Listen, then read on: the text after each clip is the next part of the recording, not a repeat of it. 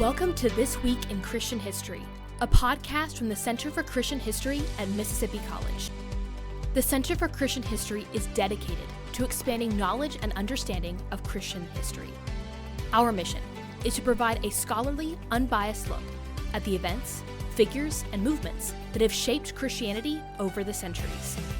You can visit centerforchristianhistory.com for daily historical highlights. And each week on this podcast, we'll do a deep dive into key moments with Christian history's leading authorities.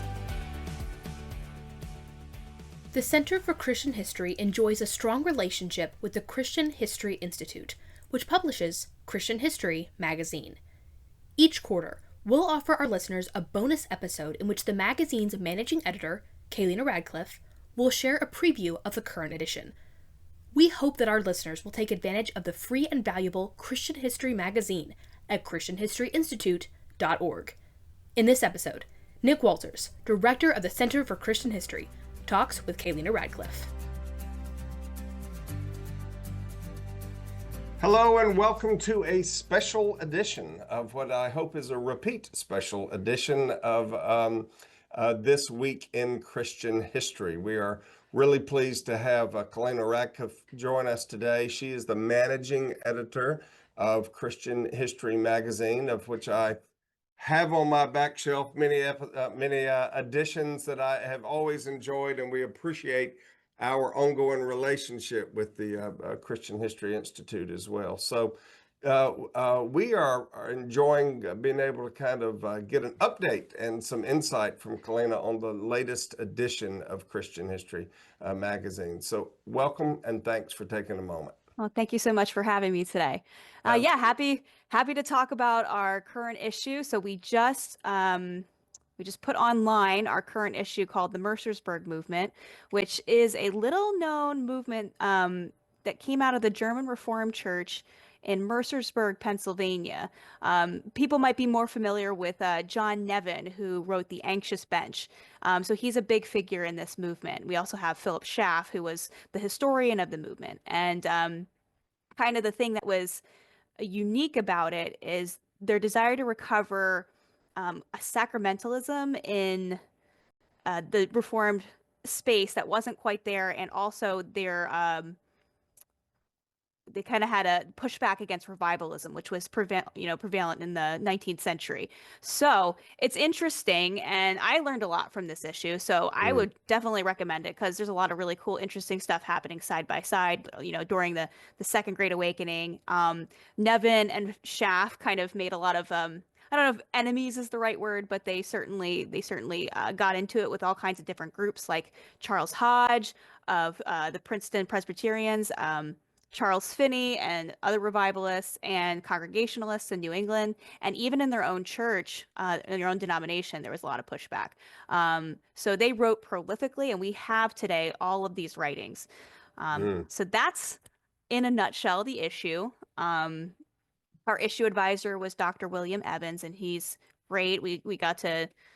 I learned a lot from Dr. Evans and all of the stuff that comes, kind of behind the movement and what informed it. So the theology and the philosophy of German idealists was kind of the thing that helped shape some of the theology of this movement. Fantastic. Well, walk us through a couple of things.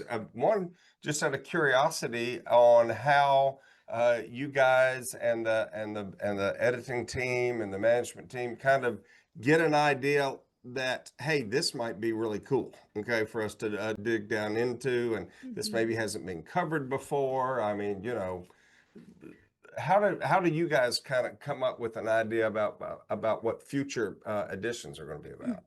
Yeah, so about once a year, the senior editorial staff will meet, and we'll look at a few different angles. So typically we start with what's reader interest. We have a pretty open communication with our readers. We often send out surveys and be like, is this an issue that you'd be interested in? Or like, tell us what you're interested in reading about. So that kind of starts there. We also want to make sure we're telling the story of things that people might not know about, so they don't know to ask for it. So our senior editors will often have connections, like for this movement in particular. our senior editor, Chris Armstrong, had a connection with the Mercersburg movement, was able to get us connected with the people to be able to tell this story. Mm-hmm. We also sometimes partner with different organizations who have a particular interest or topic. So for the Oswald Chambers issue, we connected with OCPAL, which is Oswald Chambers Publication Limited, and their goal is to tell people about Oswald and Biddy Chambers. So we were able to use their resources, authors that they had known who could write about the topic, and we were Sure. work together on that. So those are kind of the things that go into deciding what we want to talk about. And also we also look at like anniversaries too. So for example, Sure. coming up soon is the last, I guess it's the 60th anniversary of Vatican II. Mm. So we're coming to kind of the end of the council. I think it kind of like officially is done in 2025, or sorry, that's the 60th anniversary is 2025.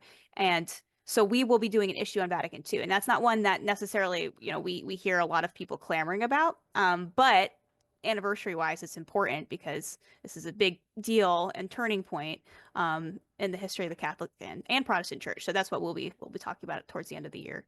Sure. Well, our whole podcast is about what our anniversaries, right, of things. Yeah. That's so we're into it for sure. Be able to do.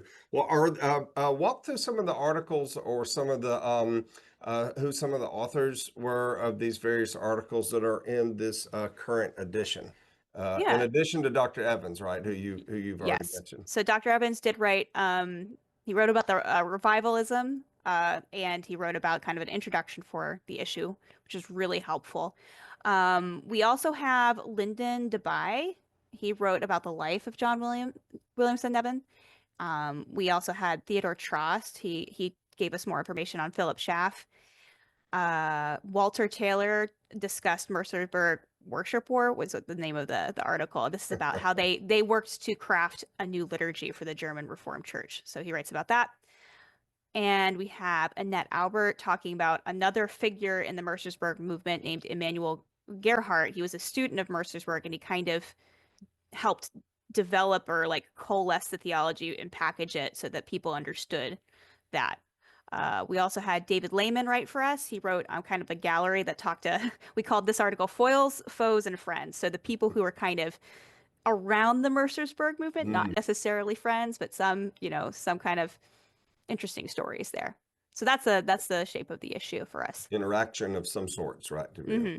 Now, are any of these authors new to writing for Christian history? Almost all of them. Oh, I really? think, yeah. Fantastic. Yeah. So typically, and that is normal for Christian history, is that we do get some repeats, some people who, some subjects we return to or whatever, but often, because we're often seeking out authors who are experts in the topic, it can be very specialized. So they'll write for us on a particular topic. So I think they're all new authors actually. So. Okay, very cool. Well, tell us, because not only is this an amazing resource, but the price is really good for a lot of people who might not know otherwise, right? Yeah, so you can subscribe for free today to the print copy of the magazine. We operate on donations, which is, atypical for a lot of magazines, but our ministry, Christian History Institute, has been supported by donations for the past, I think for as long as I've been there, for the past 12 to 15 years. Yeah, so we've been blessed to be able to give this magazine out by the generosity of our donors. And one of the things that's really cool about that is we are able to send the magazine regularly to people who are incarcerated for free. So we get a lot of people who are incarcerated asking for the magazine as a resource, and we can send it to them without them having to try to pay for it, because a lot of them can't, Sure. because we're supported by the donations of others. Absolutely fantastic. And we find the magazine where? Give us the good website. ChristianHistoryInstitute.org. If you go right to there, landing page, Mercersburg Movement is going to be the first thing you see. There's a tab, magazine tab. Other cool thing about this is that you can download and read every back issue of Christian History magazine. Not all of them will be full color. Some of the older ones will just be text, but most of them, all the ones from 100 and up at the very least, are all full color layout magazines that you can download a PDF of, or you can just read online. Yes. And I've done that just because some of us, maybe it's not always just old folks like me, but some of us still like the paper, right? We still like to hold it in our hand. We like to be able to note take or circle or, pin, dog ear an article or something like that. So it's great that we've got those options, right, for people that want to do that as an option to be able to. Well, fantastic. So the magazine comes out how many times a year?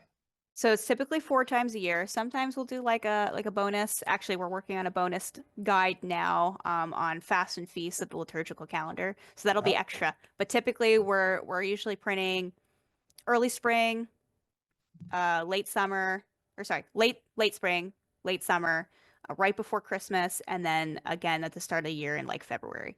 So available now, right? So you can, all right. Tell me what I'm missing. What did I forget to ask you about what's going on that I ought to know more about? Oh, well, there are a couple of interesting things we do have coming down the pike. I did say about Vatican II, but something that I'm really excited about is we're going to be looking at doing a series on Christianity in the East. We're going to start with the Silk Road. So I'm excited because that's something that I'm interested in, but I've not ever really learned very much about. So stay tuned for that because that could be a longer series for us. We're also looking at talking about the history of the Anglicans.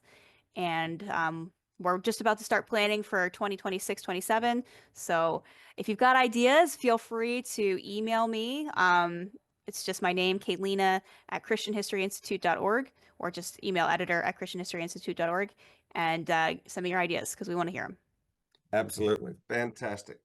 Kaylena Radcliff, thank you so much for taking time today, the managing editor of Christian History magazine. We're pleased to have a fantastic relationship and partnership with you guys, and you're the standard bearer who we all want to be when we grow up. So thanks for the hard work that you do. Thanks for others tuning in to our regular podcast of This Week in Christian History.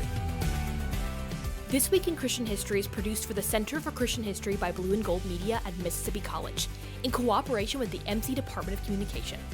For episode transcripts and more information, visit centerforchristianhistory.com. Be sure to subscribe on Spotify, Apple, YouTube Music, or wherever fine podcasts are found. Our next episode is coming next week. Thank you for listening.